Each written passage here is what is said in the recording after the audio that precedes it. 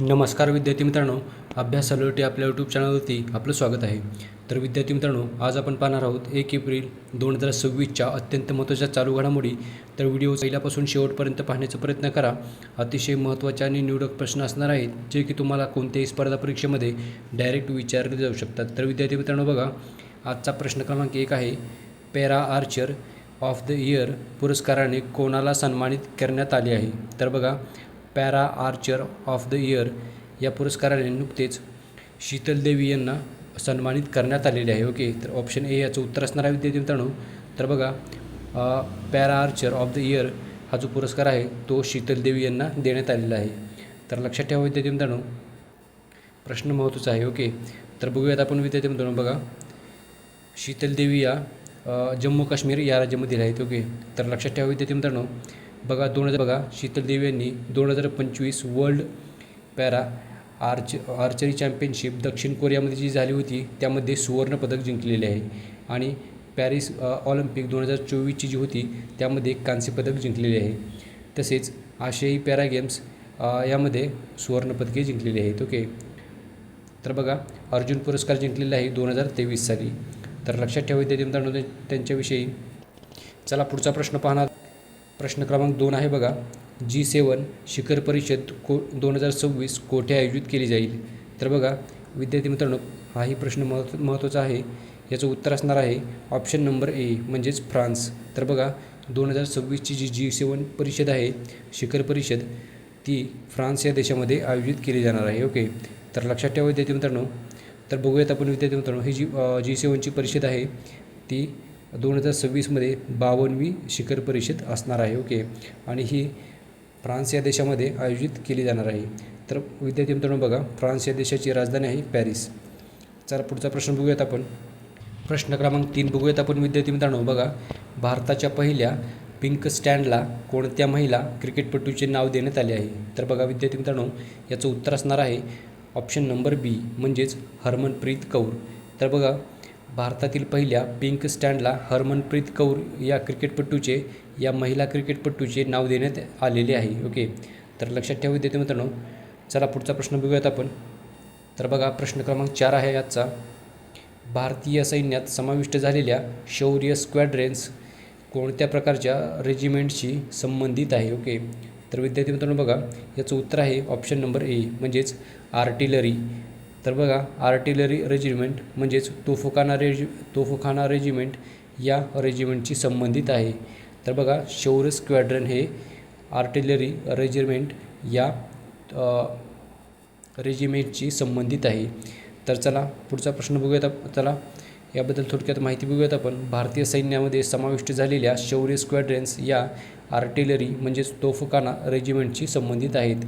तर बघा, याचा उद्देश काय आहे? तर लांब पल्ल्याची हल्ल्याची क्षमता वाढवणे तसेच आधुनिक तोफखाना प्रणालीचा वापर करणे. ओके, तर चला पुढचा प्रश्न बघूयात आपण.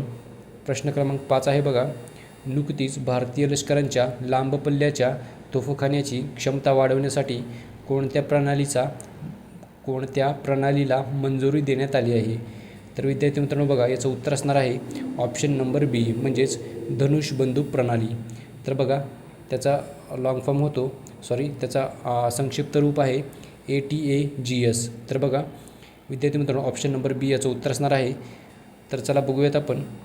भारतीय लष्कराच्या लांब पल्ल्याच्या तोफखान्याची क्षमता वाढवण्यासाठी ATAGS म्हणजेच advanced towed artillery gun system याला मंजुरी देण्यात आलेली आहे. तर बघा, ही जी प्रणाली आहे ती ATAGS म्हणजेच advanced towed artillery gun system आहे. ओके, तर बघा, याचा विकास कोणी केला आहे? तर बघा, DRDO म्हणजेच defence research and development organisation असा याचा लॉंग फॉर्म होतो. तर बघा, DRDO व भारतीय उद्योग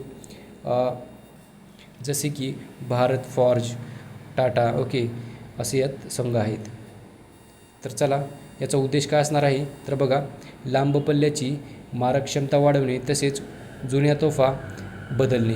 तर बघा, मेक इन इंडिया अंतर्गत ही जी प्रणाली आहे ती विकसित केली जात आहे. तर लक्षात ठेवा. चला पुढचा प्रश्न बघूयात आपण. प्रश्न क्रमांक 6 आहे बघा, कोणत्या राज्यामध्ये असणारी लिपुलेख खिंड यामधून 7 वर्षानंतर चीनसोबत सीमा व्यापार पुन्हा सुरू करण्याचा निर्णय घेण्यात आला आहे. तर विद्यार्थी मित्रांनो बघा, लिपुलेख ही जी खिंड आहे ती उत्तराखंड या राज्यामध्ये आहे. ओके, ऑप्शन नंबर डी याचं उत्तर असणार आहे. उत्तराखंडची राजधानी आहे डेहराडून. ओके, लक्षात ठेवा. चला बघूयात आपण विद्यार्थी मित्रांनो बघा, लिपुलेख खिंड ही जी भारत, चीन आणि नेपाळ सीमेजवळील एक खिंड आहे. ओके, तर लक्षात ठेवा. बघा, याचे स्थान कुठे आहे तर उत्तराखंड या राज्यामधील पिथौरागड या जिल्ह्यामध्ये आहे. तर बघा, सुमारे 7 वर्षानंतर ही लिपुलेख खिंड आहे ती पुन्हा सुरू करण्याचा निर्णय घेण्यात आलेला आहे.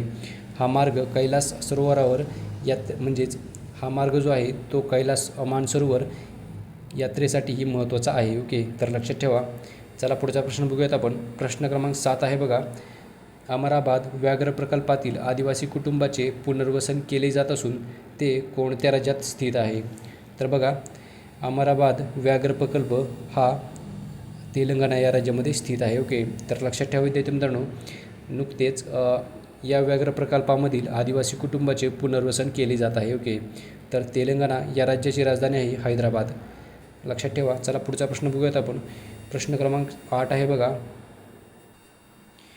युथॅलिया जुबिनगार्गी या दुर्मिळ फुलपाखराच्या नवीन प्रजातीचा शोध कोणत्या राज्यात लागला आहे. तर बघा विद्यार्थी मित्रांनो, याचं उत्तर असणार आहे ऑप्शन नंबर बी म्हणजेच अरुणाचल प्रदेश.